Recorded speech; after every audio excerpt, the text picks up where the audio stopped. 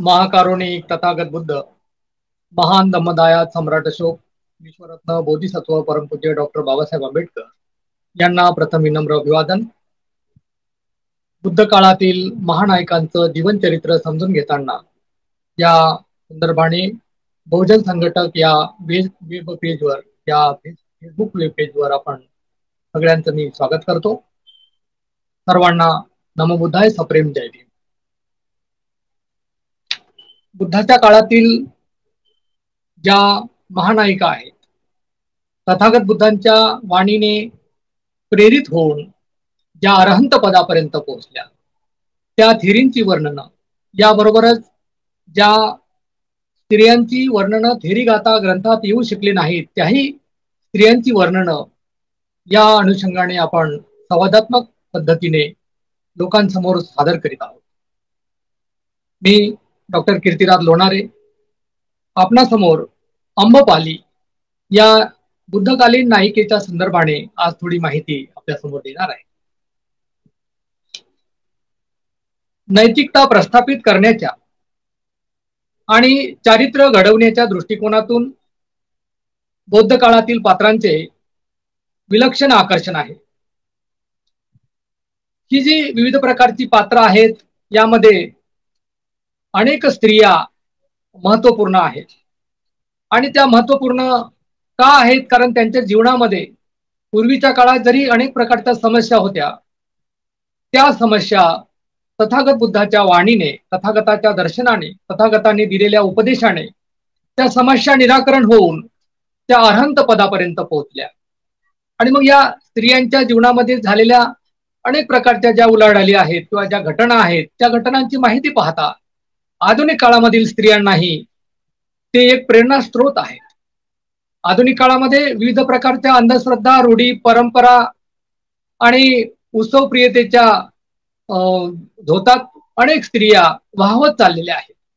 आजही ज्या काही आज आपण आजूबाजूला पाहतो की स्त्रिया ह्या विविध प्रकारच्या भूलथापांना बळी पडून विविध प्रकारचे जे काही रूढी मानत आहेत आणि त्या रूढीमुळे त्यांचं जीवन वेगळ्याच प्रकारचं झालेलं आहे. मुख्य जीवनाचा जो प्रवाह असतो त्या प्रवाहापासून त्या बाजूला पडलेल्या आहेत.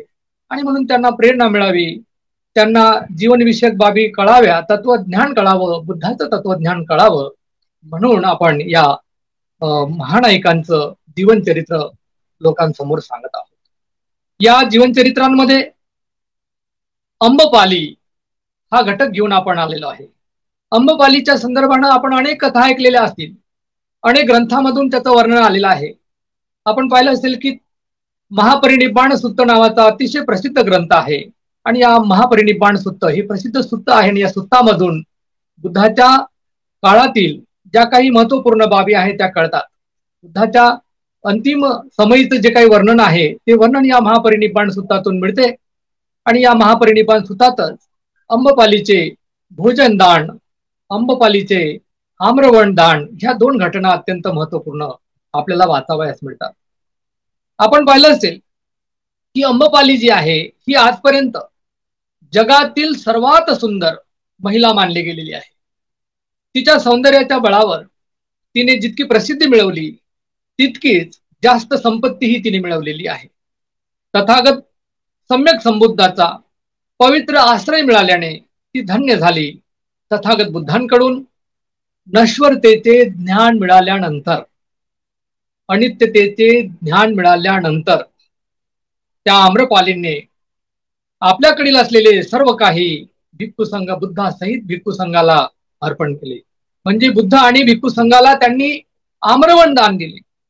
आधी तर भोजन दान दिले आणि मग हे जे आम्रवण आहे ते दान दिले, अर्पण केले. आणि त्यानंतर ती भिक्खुनी संघात सामील झाली आणि बौद्ध साहित्यामध्ये ती अजरामर झालेली आहे. आपण पाहतो की अनेक लोक तिला नगरवधू असे संबोधतात.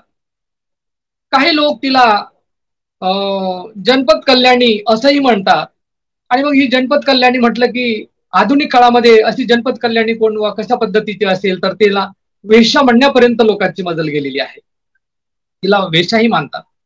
पण प्रत्यक्षात ही जी काही गणिका आहे किंवा ही जी काही नगरवधू आहे ती त्या काळी मात्र अशा आजच्या पद्धतीनं समजण्याची पद्धत जर पाहिली तर तशी नव्हती.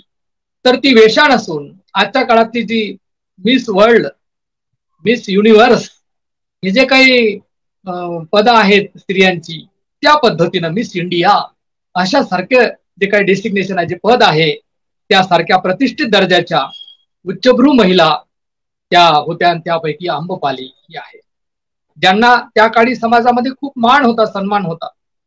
आणि मग या सध्याच्या वातावरणामध्ये सर्वत्र ढोंगीपणा पसरलेला असताना, अंधश्रद्धा पसरलेली असताना तथागताच्या संपर्कात आल्यामुळे ती जी आम्रपाली आहे ती आपल्याशी काय संवाद साधते ती थेरी गाथा या ग्रंथामधून आपल्याला दिसते. तसं पाहता आम्रपालीचं जे वर्णन आहे तर ते खूप विस्तृत आहे. आणि या विस्तृत वर्णनाचं आजच्या एवढ्याशा कालावधीमध्ये सर्व काही सांगणं शक्य जरी नसलं तरी काही प्रमुख बाबी मी आपल्या समोर ठेवणार आहे. अंगुत्तर निकायामध्ये आणि ललित विस्तार या ग्रंथामध्ये देखील जसे अनेक उतारे आले आहेत की त्या काळामध्ये 16 प्रकारची जनपद होती. आणि या 16 जनपदामध्ये काही जनपद जी होती त्यांच्यावर राज्य होते, अनेकांचे राज्य होते आणि काहींवर वेगळ्या प्रकारचे अधिसत्ता नव्हती, राज्य नव्हते. आणि मग यामध्ये वज्जींचं जे राज्य आहे ही राज्य खूप महत्वाचं होतं. वज्जी हे जे वज्जींचं राज्य आहे एक प्रकारचं लोकशासन, एक प्रकारचं राजसत्ता त्या काळी आपण पाहतो. आणि त्या वज्जींचं 16 राज्यांमध्ये एक राज्य होतं वज्जी यांचं.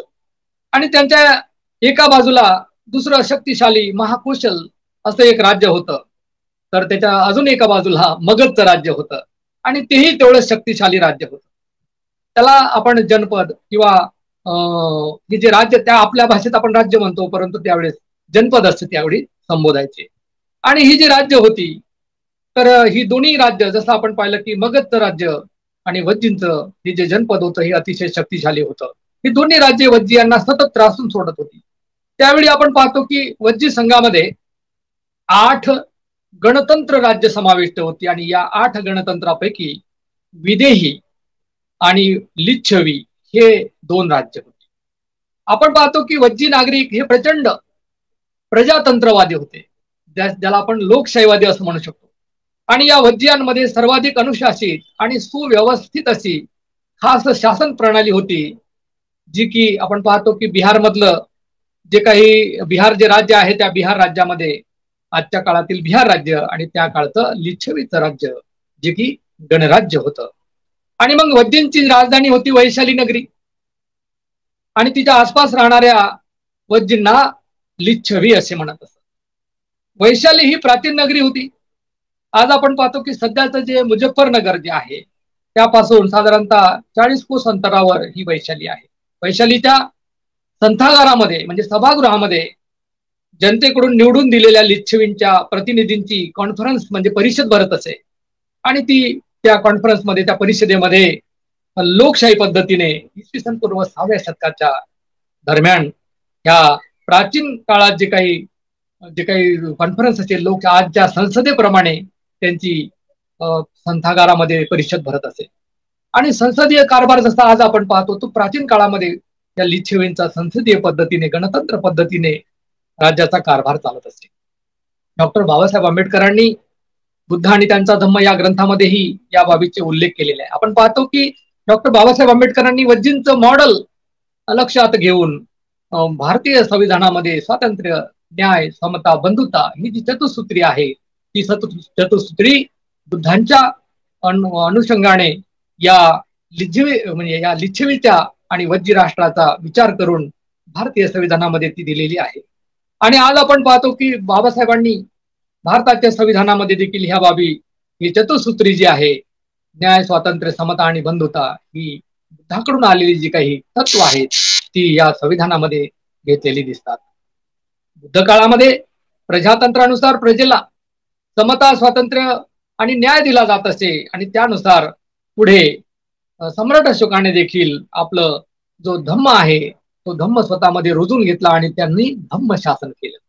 आणि मग ह्या धम्म शासन त्याचं अनेक ठिकाणी प्रचार आणि प्रसार झाल्याचं आपण पाहतो. पुढच्या काळामध्ये शिलालेख असेल, स्तंभालेख असेल, गुहालेख असेल त्या माध्यमातून त्यांनी बुद्धाचा विचार लोकांसमोर देण्याचं काम केलं। आणि मग ही जी प्रणाली आहे पाली साहित्यामध्ये लिच्छवी गणराज्य आणि वज्जीचा संघ हे जे काही आहे त्याला एकच मानल्याचं दिसतात।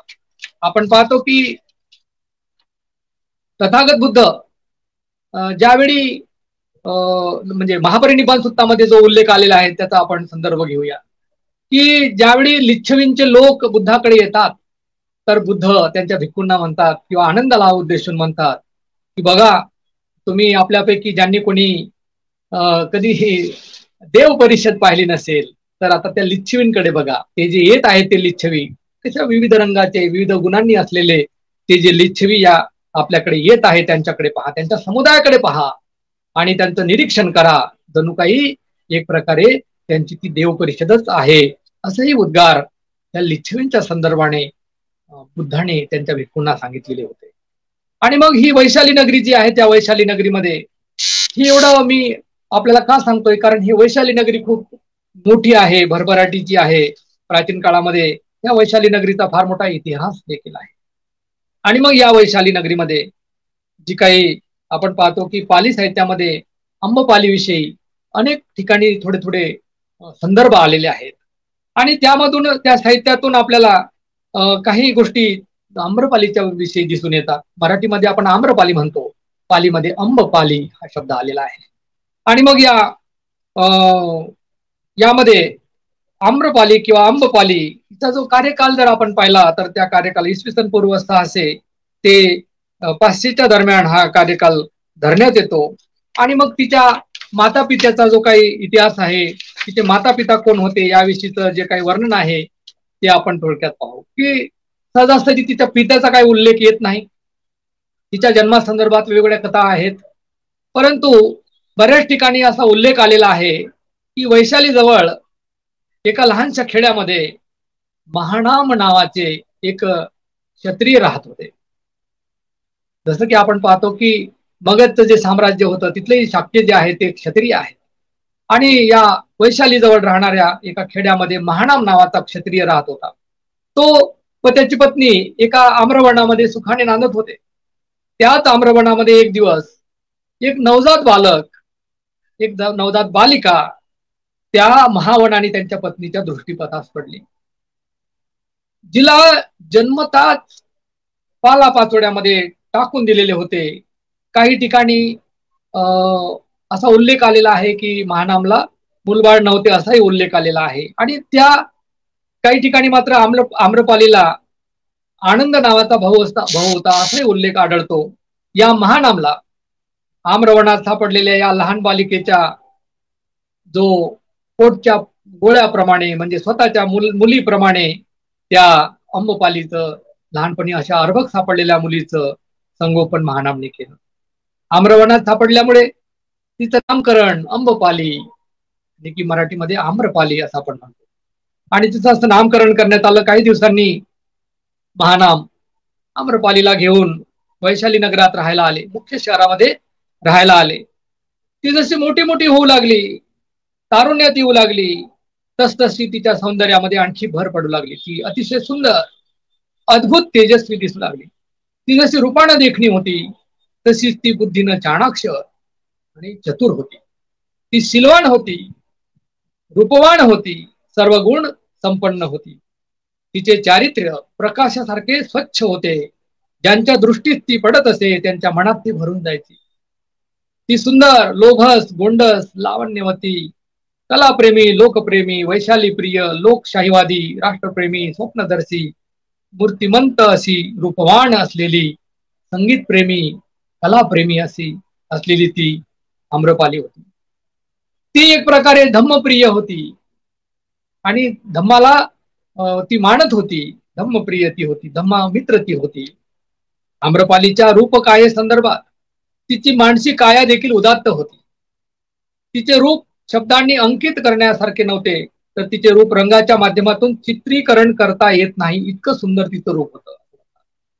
आपण पाहिलं असेल की थेरीगाथा नावाच्या ग्रंथामध्ये अतिशय सुंदर पद्धतीनं त्यांनी अरहंत पद प्राप्त केल्यानंतरचं वर्णन आपण पाहणारच आहोत शेवटी।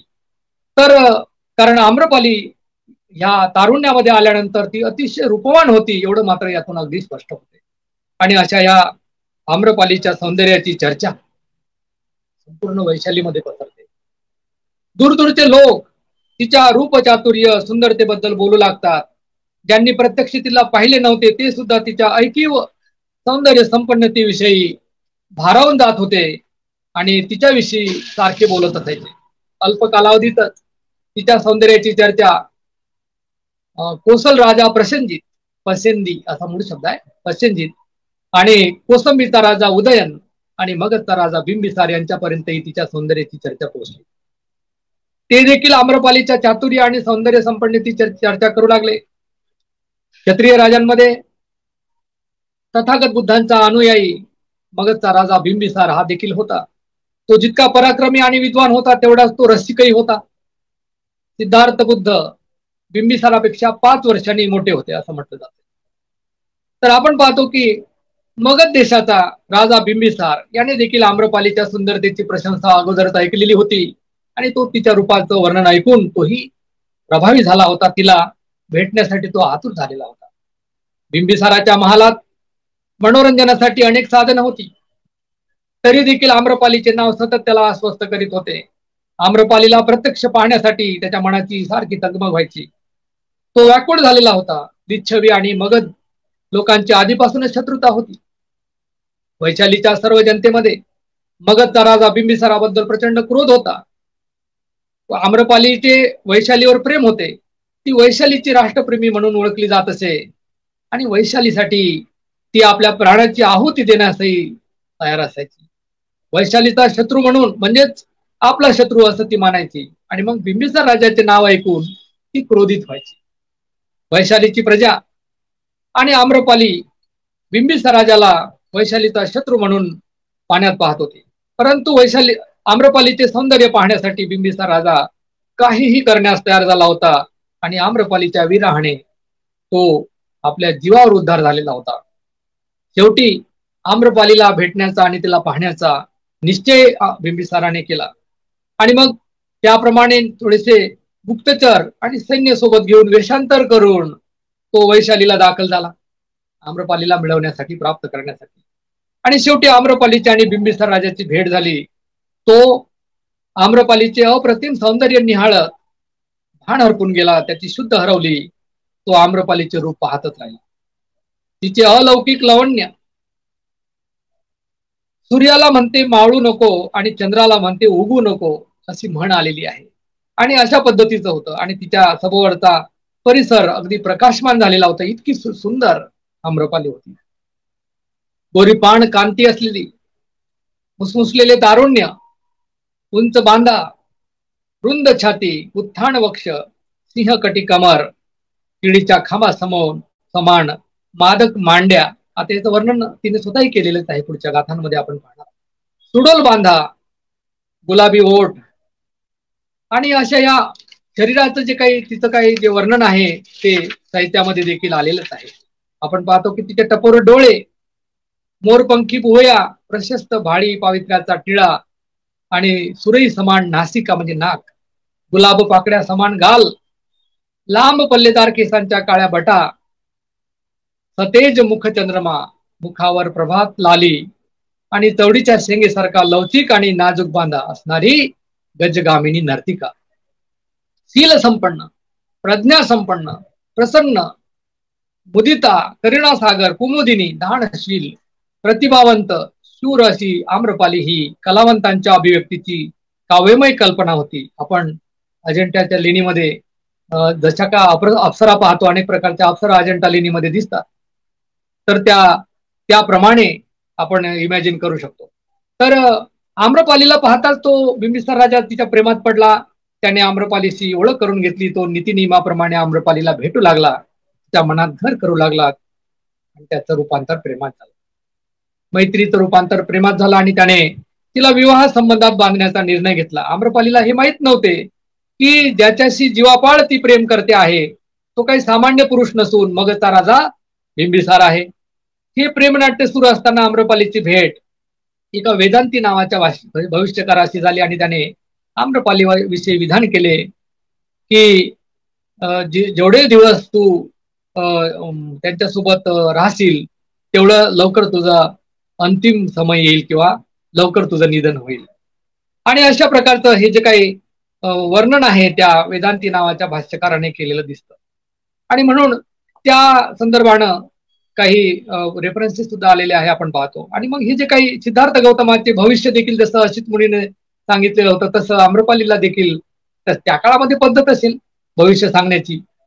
तर त्या आम्रपालीचं हे जे काही भविष्य आहे ते देखील आपण या साहित्यामधून दिसून येतं.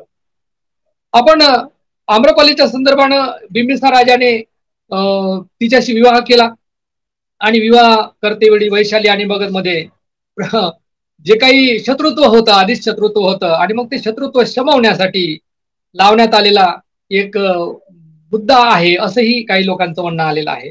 आणि म्हणून आपल्या दोन राज्यांमधलं शत्रुत्व शमवण्यासाठी देखील आम्रपाली ही मध्यस्थ झाल्यासारखं दिसतंय. आणि युद्ध परिस्थिती टाळण्यासाठी लिच्छवीची कन्या जर मगधात दिली तर ह्या विवाह संबंधामुळे युद्ध टळणार होते. हे जरी खरं असलं तरी आम्रपालीला हस्तगत करण्यासाठी अनेकांमध्ये आता स्पर्धा निर्माण झाली. आम्रपाली बरोबर विवाह करण्यासाठी अनेक जण युद्ध करण्यासाठी तयार झाले, कारण तिला मिळवणे हा प्रत्येक पुरुषांचा त्या काळचा सन्मानाचा एक प्रकारचा विषय होता. आणि मग आम्रपाली कोणा एका पुरुषाची होणे शक्य नव्हते आणि म्हणून आम्रपाली आणि बिंबिसाराचा विवाह हा गुप्त ठेवणे आवश्यक होते. बिंबिसाराबरोबर तिचा झालेला जो विवाह होता त्याबरोबर ती आपल्या विवाहामध्ये खुश होती, हर्षभरीत होती.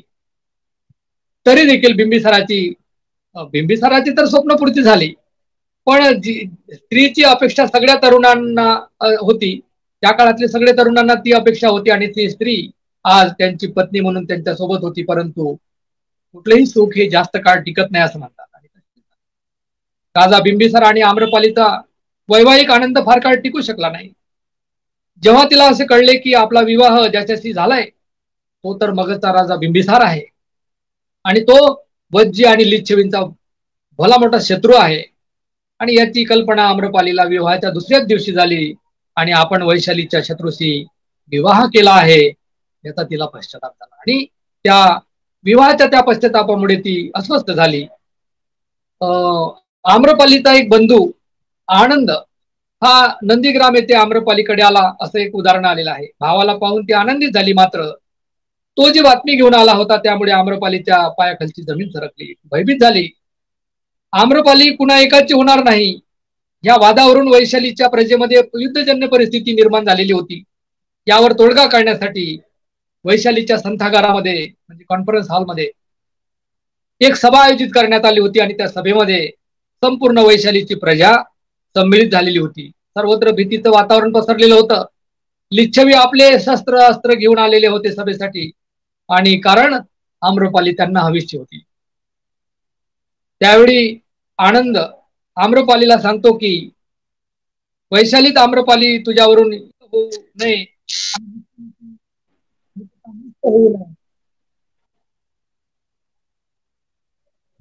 वैशालीची एकता नष्ट होऊ नये यासाठी काही ठराव झालेले आहे आणि येत्या पौर्णिमेपासून तू वैशालीची जनपद कल्याणी, नगर सुंदरी, देश नर्तकी, गणिका, नगरवधू म्हणून निवडली जाणार आहे अशी माहिती आनंद नावाच्या व्यक्तीने त्या भावाने दिली.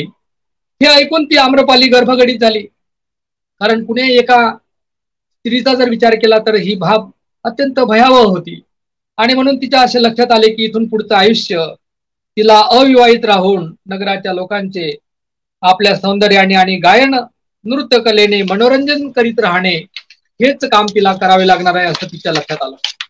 आणि मग ही जी बाब आहे, सौंदर्यामुळे एखादी स्त्री जर वादाचा विषय बनत असेल तर लिच्छवी लोकांमध्ये असणाऱ्या प्रथेनुसार त्या स्त्रीला नगरातील सुंदर आणि सर्व गुण संपन्न तरुण युवती म्हणून निवडून नगरवधू घोषित केली जात असे, त्या काळातली पद्धत. आणि जनपद कल्याणी आणि नगर शोभिनी या दोन बहुमानाच्या पदव्या सर्व सुंदर स्त्रीला दिल्या जायच्या. मग ती राजकुमारी असो, वेश्या असो की दासी असो, त्यांना त्या पदव्या दिल्या जायच्या. तो त्या सुंदर स्त्रीचा बहुमान त्या काळी समजला जात असे. बुद्ध धम्माच्या उत्कर्ष काळात अविवाहित स्त्रियांचे समाजातील स्थान तत्पूर्वीच्या कालखंडातील अथवा आजच्याही पेक्षा जास्त सन्मानजनक होते, ही बाब यातून दिसून येते. नगरवधू म्हणून घोषित केलेल्या स्त्रीला कोणाशीही विवाह करण्याची अनुमती नसे. संपूर्ण आयुष्य तिने अविवाहित राहून नगरातील लोकांचे मनोरंजन करण्याचे सांस्कृतिक कार्य तिच्याकडे असे. तिचे नगरात उच्च स्थान असायचे. तिला सांसारिक सुख जरी मिळत नसले तरी तिचे जीवन हे विलासाचे, आरामाचे आणि सुखदायक असायचे. परंतु तिला अनेक बंधनं असायची. आपण बौद्ध साहित्यामध्ये अनेक स्त्रियांचं वर्णन पाहतो आणि त्या स्त्रिया देखील नगरवधू असल्याचे उदाहरणं येतात. जसं आपण पाहिलं असेल की पद्मावती या स्त्रीचं वर्णन येत आहे. अर्धकासी आहे, सुलक्षा आहे, श्रीमा आहे, अभयमाता आहे, विमला आहे, काली आहे, सामा आहे, सालवती आहे, बिंदुमती आहे.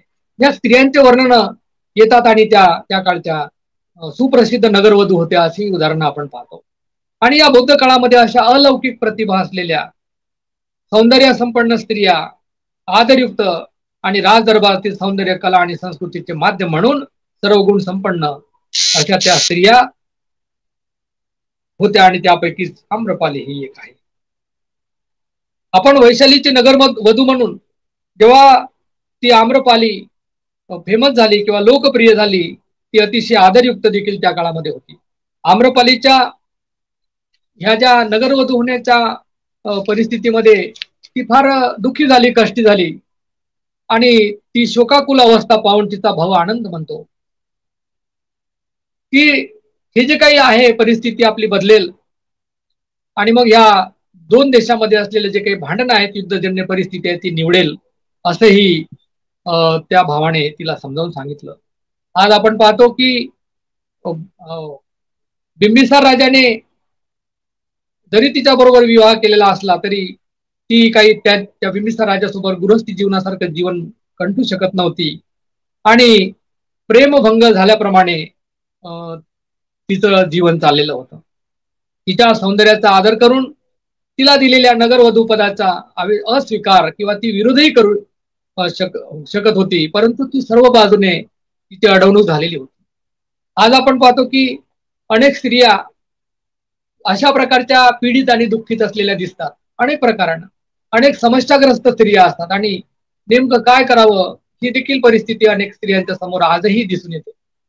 मग त्याच्यातून पुढे जायचं कसं, त्या समस्यातून पुढे कसं जायचं, समस्या सोडून पुढे कसं निघायचं, तर या संदर्भात आम्रपालीचं आपण एक उदाहरण घेतलं पाहिजे, समजून घेतलं पाहिजे. आणि म्हणून वैशालीच्या भल्यासाठी स्वतःच्या स्वप्नांचा आणि सुखाचा त्याग करणे आणि राष्ट्राच्या बाजूने उभे राहणे तिला योग्य वाटले. म्हणजे योग्य गोष्ट कोणती ही खूप महत्वपूर्ण आणि स्त्रियांनी देखील हे लक्षात ठेवण्यासारखी गोष्ट आहे की जर समस्या आली तर समस्येच्या वेळी आपण आपल्या सुखाचा त्याग करून राष्ट्राच्या बाजूला कसं उभं राहता येईल किंवा कुटुंबाच्या बाजूला कसं उभं राहता येईल ही बाब तेवढीच महत्वाची आहे. आणि मग तिची जी दुरावस्था आहे एकीकडे आपण पाहतो की तिच्या सौंदर्यामुळे, ती अप्रतिम सौंदर्यामुळे तिची दुरावस्था झालेली दिसून येत असली तरी तिला असं कधीच वाटलं नाही की आपल्या सौंदर्यामुळे असं हे होईल. आणि म्हणून तिच्या ठिकाणी जर कोणती दुसरी स्त्री असती तर तीही वैशालीची किंवा तिच्या जनतेची पर्वा न करता ती तिच्या प्रियकराबरोबर निघून गेली असती. परंतु आम्रपालीने तसे केले नाही. तिने तसा स्वार्थी निर्णय घेतला नाही. तिच्या डोळ्यासमोर वैशाली आणि मगध राज्यामधले जे वैरत्व होतं ते तरळू लागलं. आणि मगधचा राजा बिंबिसार हा तर वैशालीचा प्रचंड मोठा शत्रू आहे. वैशालीच्या हितासाठी मला त्याचा त्याग करावा लागेल याची जाणीव तिला झाली आणि बिंबिसाराला सोडून देण्याचा, त्यागण्याचा कठोर निर्णय तिने मनोमनी निश्चित केला. कुठल्याही साधारण स्त्रीने प्रथम स्वतःचे सुख पाहिले असते, स्वतःची सुरक्षा पाहिली असती, परंतु आम्रपाली ही काही साधारण स्त्री नव्हती, ती असाधारण स्त्री होती आणि तिने राष्ट्रप्रेम आणि त्याच्या हितासाठी स्वतःच्या प्रेमाचा त्याग केलेला आहे. ही गोष्ट महत्वपूर्ण आहे. मग हीच तिची महानता या ठिकाणी दिसून येते. आपण महानायिका समजून घेताना आम्रपालीने नेमकं त्या काळी का केलं असतं तर देशासाठी त्याग करणारी ही आम्रपाली महानायिका ठरते. आता तिच्या समोर एक प्रश्न होता की आता बिंबिसाराला नाकारायचं आणि मग नगरवधू म्हणून जर तिची नियुक्ती झाली असेल तर मग कशा पद्धतीने आपण जीवन यापन करायचं हा प्रश्न तिच्या समोर होता. आणि म्हणून वैशालीची नगरवधू म्हणून तिला राहताना तिला एक मोठा महाल त्या काळी बांधून देण्यात आलेला होता. त्या महालामध्ये सर्व सुविधा होत्या आणि मग या सर्व सुविधा असताना तिच्या सुरक्षेचीही काळजी घेण्यात आलेली होती. तिच्या सेवेसाठी नोकर चाकर ठेवण्यात आलेले होते. तिला नगरात येण्या जाण्यासाठी एक रथ देण्यात आलेला होता. कसल्याही प्रकारची उणीव तिला भासणार नाही अशी व्यवस्था त्या ठिकाणी केलेली होती. परंतु आम्रपालीचं मन या भौतिक क्षणभंगूर सुखामध्ये रमत नव्हते, कारण तिचे व्यक्तिगत स्वातंत्र्य नष्ट झालेले होते. सामान्य जनासारखे सांसारिक तिला नव्हते, सांसारिक सुख तिला नव्हते. आणि तिचा तो जरी रत्नजडित महल असला तरी तो एक प्रकारचा कैदखाना तिला भासत होता. सोनेरी पिंजऱ्यातल्या पक्षाप्रमाणे तिचे हाल झाले होते.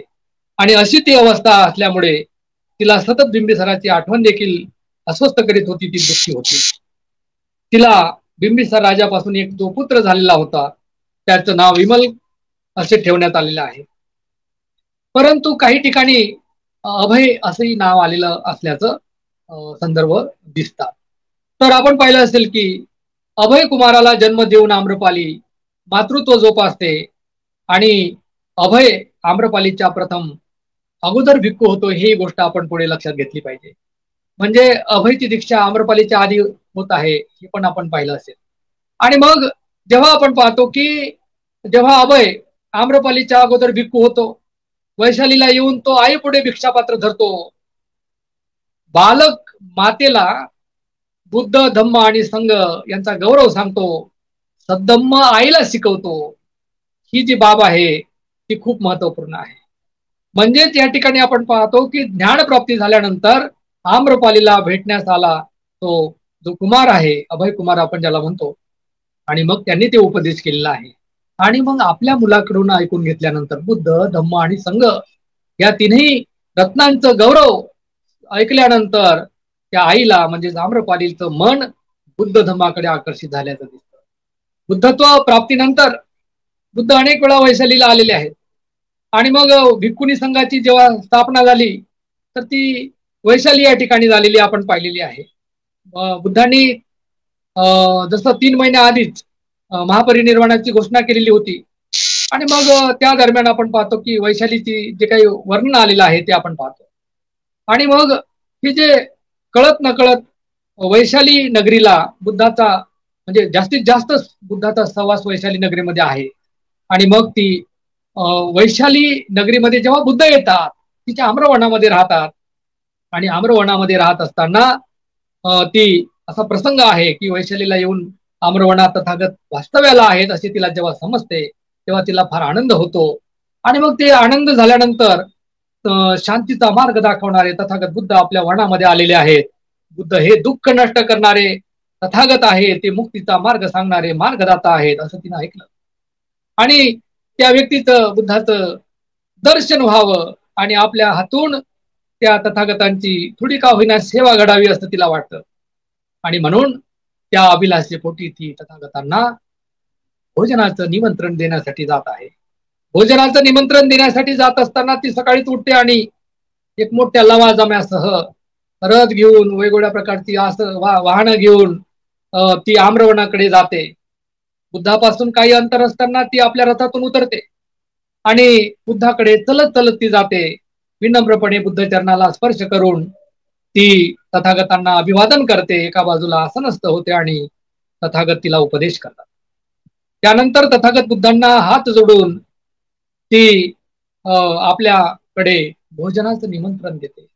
आणि भोजनास येण्याचे आमंत्रण दिल्यानंतर तथागताने ती कोण आहे, ती नगरवधू आहे की ती सामान्य स्त्री आहे की असं काही डोक्यात न घेता मनात न आणता कसलाही भेद न करता तथागत तिचं जेवणाचं निमंत्रण स्वीकारतात. म्हणजे ही खूप मोठी गोष्ट आहे. आणि म्हणून निमंत्रण स्वीकारल्यानंतर दुसऱ्या दिवशी ती भोजनाची तयारी करण्यासाठी ती जेव्हा निमंत्रण देऊन परत जाते त्यावेळी लिच्छवी कुमारांनाही वाटतं की आपणही तथागतांना निमंत्रण दिलं पाहिजे. ती लिच्छवी कुमार येत राहतात आणि ही आम्रपाली इकडून परत जात असते वैशालीकडे. जाताना रस्त्यातच त्यांच्या रथाचं आख लावून चाकाला चाक घासून ती वैशालीकडे जात असते. तेव्हा लिच्छवी कुमार विचारतात की हे वैशाली कडे जात, ही अंबपाली तू असं का करते आहे, एवढं काय गर्व तुला आलेला आहे, असं ते विचारतात. आणि मग ते विचारतात त्यावेळी ती असं म्हणते की मी तथागत बुद्धाला भिक्खू संघासह माझ्याकडे भोजनाचं निमंत्रण दिलेलं आहे, ती माझ्याकडे बुद्ध उद्या भोजनासाठी येणार आहे. आणि असं म्हटल्यानंतर वैशालीचे जे काही लिच्छवी आहे ते नाराज होतात. ते म्हणतात काही कर, एवढे एवढे सोन्याचे नाणे घे, परंतु उद्याचं भोजन आमच्याकडे दे. परंतु ती काही भोजनाचं निमंत्रण त्यांच्याकडे देत नाही. दुसऱ्या दिवशी सकाळी सर्व भोजनाची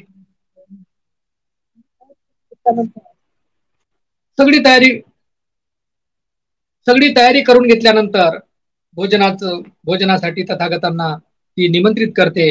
बुद्ध येतात, सगळ्या भिक्खू संघासह येतात. आणि मग तिचा जो बुद्धाला भोजन दान ती देते. आणि भोजन दान दिल्यानंतर ती जो वाडा आहे, माझा हा जो भव्य वाडा आहे तो मी संघास अर्पण करू इच्छिते असं ती म्हणते. आणि त्याचा आपण स्वीकार करावा, की उद्यान सुद्धा मी दान करते आहे, आम्रवण मी दान करते आहे असं ती म्हणते. एवढं मोठं आम्रवण दान करणं ही काही साधी गोष्ट नव्हती, कारण इतकं मोठं आंब्याचं वण ते आहे वैशालीबद्दल, आणि दान ती करते आहे. आज आपण पाहतो की आता ती दान केल्यानंतर तिचा जो मुलगा आहे, आपण काही रेफरन्सेस मध्ये पाहतो की विमल कौंडन्य असा एक शब्द आलेला आहे, की तिचा प्रव्रजित पुत्र जो आहे विमल कौंडन्य, त्यांच्या उपदेशाने ती प्रव्रज्या तिने घेतलेली आहे, असंही संदर्भ आपल्या साहित्यामध्ये आलेले आहेत.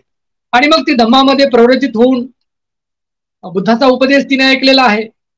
आणि बुद्धाने नश्वरतेचं वर्णन केलेलं आहे, शरीराच्या नश्वरतेचं वर्णन तथागतांनी केलं आहे. आणि तथागतांनी सांगितलं, आणि त्या वर्णाचं जेव्हा आपण विचार करतो की जसं बुद्ध म्हणतात की कायो जिगुच्छो सकलो दुगंतो गच्छन्ति सभ्ये मरणं हंच. आपण पाहिलं असेल की ही संपूर्ण हे जे शरीर आहे हे संपूर्ण दुर्गंधीयुक्त आहे, आणि सर्वजण मृत्यूकडे जात आहेत. म्हणून शरीराचा गर्व न करता, सौंदर्याचा गर्व न करता आपलं जीवन जगलं पाहिजे. हा जो छोटासा उपदेश आहे, त्या उपदेशाने प्रेरित होऊन, ती समजून घेऊन ती धम्मामध्ये प्रव्रजित झाली, ती भिक्खुनी झाली. तिचा जो मुलगा आहे विमल कौंडन्य, यांच्याकडून ती प्रव्रजित झाली. तिला मनशांती लाभली. नंतर कठोर असं परिश्रम घेऊन तिने धम्म समजून घेतला. पुढच्या काळात ती थेरी झाली, आणि थेरी झाल्यानंतर, थेरी पदाला गेल्यानंतर बहुत त्या भिक्खुनींनी, अनेक भिक्खुनींचे नाव बदलतात, परंतु हिने मात्र, अंबपालीने मात्र आपलं काही नाव बदललेलं दिसत नाही. मात्र भिक्खुनी अंबपाली असं नाव त्या ठिकाणी दिसतं. आणि आपल्या या सुंदर आणि देखण्या शरीराचं, म्हणजे तारुण्यावस्थेत असलेलं शरीर आणि आता वृद्धावस्थेत असलेलं शरीर, याची जी तुलना आहे ती तुलना करते आहे. आणि मग ही जी तुलना आहे, त्या तुलना करताना ती जी गाथा म्हणते, ती थेरी गाथा नावाच्या ग्रंथामध्ये आलेला आहे. आपण सर्वांनी हा ग्रंथ, थेरी गाथा नावाचा ग्रंथ वाचलेला असेल, त्या गाथा आपण वाचलेल्या असतील तरी देखील एक आपल्या त्याचा भाग म्हणून आपण थोडक्यात त्या गाथा पाहण्याचा प्रयत्न करू. सर्वच गाथा काही घेता यायच्या नाही, परंतु थोड्या काही महत्वपूर्ण गाथा आपण घेऊ की तिने आपल्या शरीराचं वर्णन कसं केलंय. 2-3 गोष्टी खूप महत्वाच्या असतात. म्हणजे पूर्वी मी कशी होते, कशा प्रकारे होते, कशाचं उदाहरण कशाचं, आणि आता कशी झालेली आहे, असे 3 गोष्टी त्यामध्ये दिसतात, प्रत्येक गाथेमध्ये दिसतात. मग गाथा तर पालीमध्ये आहे, काळ का भमरवर्ण सदिसा अशा शब्दाने सुरुवात होते गाथेची, परंतु आपण मराठीमध्ये त्या समजून घेऊया. की ती असं म्हणते, त्या गाथेमध्ये ती असं म्हणते की भुंग्याच्या रंगाप्रमाणे काळे कुरळे असे माझे पूर्वी केस होते. म्हणजे इव्हेंट लक्षात घ्या, पूर्वी कसे होते, माझे जे केस आहे ते काळ का भमरवर्ण सदिसा वेली तग्गा. मग हे जे भुंग्याच्या रंगासारखे काळे कुरळे असे माझे केस होते, परंतु ते जराय नवा कसं दिसा, ते आज म्हातारपणामुळे अंबाडीच्या तागाप्रमाणे झाले आहे. सत्यवादी वचन म्हणायचा, सत्यवादीचे वचन खोटे ठरत नाही, बुद्धाचे वचन खोटे ठरत नाही, कारण बुद्धाने नश्वरतेचा उपदेश तिला केलेला आहे. आणि ते म्हणून म्हणते की सत्यवादीचे वचन खोटे ठरत नाही, मिथ्या ठरत नाही. दुसऱ्या गाथेमध्ये ती असं म्हणते की सुगंधी फुलाने भरलेल्या सुवासिक फुलांच्या करंड्याप्रमाणे माझा केश संभार होता, आज म्हातारपणामुळे मूळ केसांचा वासच राहिला आहे. सत्यवादीचे वचन खोटे ठरत नाही. कंगवा आणि काट्यांनी चांगल्या प्रकारे बसवलेल्या माझा केस संभार चांगल्या प्रकारे लावलेला घनदाट वनाप्रमाणे अरण्याप्रमाणे सुशोभित होता आणि तो ठिकठिकाणी आता केस विरळ झालेले आहे आणि म्हणून बुद्धाचे वचन खोटे ठरत नाही. काळ्या पुंजक्यांची सोन्याने सजवलेली माझी अलंकृत वेणी शोभून दिसत असे, आज मात्र म्हातारपणामुळे डोक्याला टक्कल पडलेला आहे आणि म्हणून बुद्धाचे वचन सत्यवादीचे वचन खोटे ठरत नाही, असं ती गाथेमध्ये म्हणते आहे. आणि मग या गाथेमध्ये प्रत्येक गाथेमध्ये ती वर्णन करते आहे शरीराचं वर्णन, जसं की भुवयाचं ती वर्णन करते की चित्रकाराने अंकित केलेल्या भुवया होत्या परंतु त्या लोंबत पडलेल्या आहेत. गडद निळ्या रंगाचे सुंदर मण्याप्रमाणे तेजस्वी आणि विशाल माझे डोळे होते, नेत्र होते, ते आता अभिहत झालेले आहे, नष्ट झालेले आहेत असं. तारुण्यात आल्यावर सुंदर आणि टोकदार असे माझे नाक होते, नाक होते, ते आता चपटे झालेले आहे असं ती म्हणते. चांगल्या प्रकारे तयार केलेल्या सुगठीत कंकणाप्रमाणे माझ्या कानाच्या पाळ्यापूर्वी होत्या, त्या आता लोंबत आहेत असं ती म्हणते. कर्दडीच्या कडीप्रमाणे रंग असलेली माझे पूर्वी दात होते परंतु ते आता खुडून खंडित झालेले आहेत, जवासारखे पिवळे झालेले आहे असं ती म्हणते. वनामध्ये विचरण करणाऱ्या कोकिळेच्या मधुर कुजनाप्रमाणे माझी वाणी मधुर होती परंतु आज म्हातारपणामुळे ती अडखळणारी झालेली आहे.